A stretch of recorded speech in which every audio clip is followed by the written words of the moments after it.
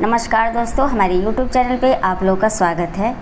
आज है अपरा एकादशी और अपरा एकादशी की आप लोगों को बहुत बहुत शुभकामनाएं।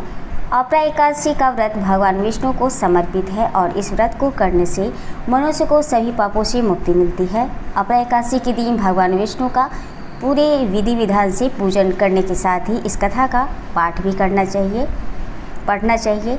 इसके पढ़ने से बहुत ही उत्तम फल की प्राप्ति होती है, सारे पापों से मुक्ति मिलती है और सांसारिक सुखों की प्राप्ति होती है। तो चलिए दोस्तों सुनते हैं। जय श्रीमन नारायण।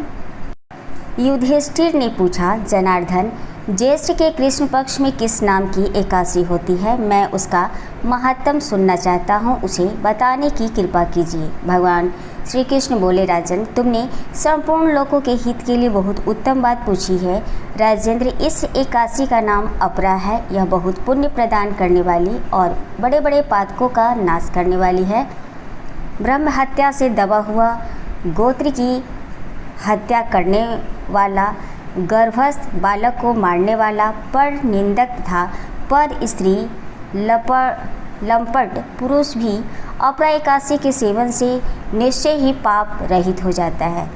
जो झूठी गवाही देता है, माप तोल में धोखा देता, बिना जाने ही नक्षत्रों की गणना करता है और कूटनीतियों से आयुर्वेद का ज्ञाता बनकर वैद्य का काम करता है, ये सब नरक में निवास करने वाले प्राणी हैं।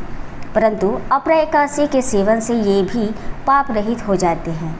यदि वह क्षत्रिय छात्र धर्म का परित्याग करके युद्ध से भागता है तो वह क्षत्रियोचित धर्म से भ्रष्ट होने के कारण घोर नरक में पड़ता है। जो शिष्य विद्या प्राप्त करके स्वयं ही गुरु की निंदा करता है, वह भी महापातकों से युक्त होकर भयंकर नरक में गिरता है। किंतु अपरा एकादशी के सेवन से ऐसे मनुष्य की सद्गति को प्राप्त होते हैं। ऐसे मनुष्य भी सद्गति को प्राप्त होते हैं।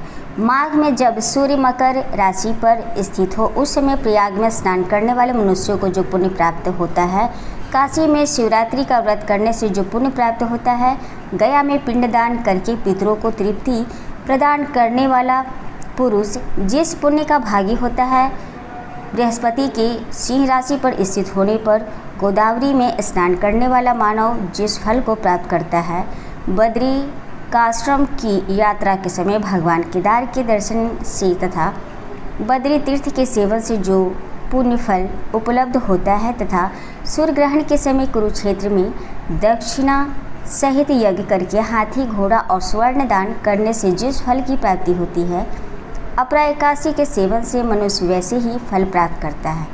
अपरा को उपवास करके भगवान वामन की पूजा करने से मनुष्य सब पापों से मुक्त हो श्री विष्णु लोक में प्रतिष्ठित होता है।